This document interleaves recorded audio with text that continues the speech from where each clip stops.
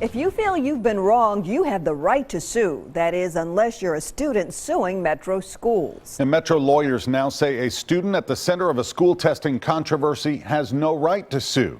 But the girl's lawyer is pushing back. News Channel 5 chief investigative reporter Phil Williams first exposed the scandal, and he's still on the story.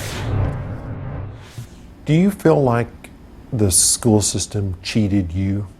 Yes, I do. 18-year-old Tony Jones is the face of the class action lawsuit against Metro Schools. A former student at Pearl Cone High School, Jones was pulled in 2014 from Algebra 1, a course she was actually passing, allegedly because of concern she might not do well on a critical end-of-course exam. It's an exam that's also used to judge the performance of the school. He took me to one of the computer labs and he was like, "This is your class from now on." Tony said an assistant principal told her she would just have to study algebra on her own. Sooner or later after that, I just gave up. I stopped caring about my math grade. I was like, oh, okay. I just didn't care anymore.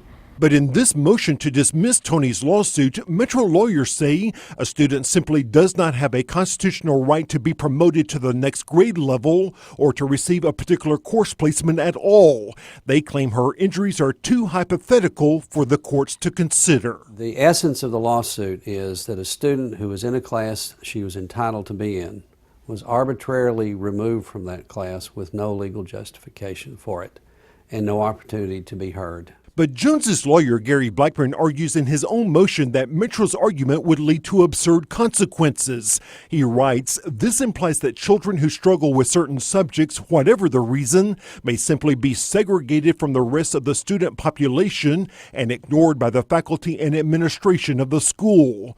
As for Tony, her attorney says she has a right to be heard.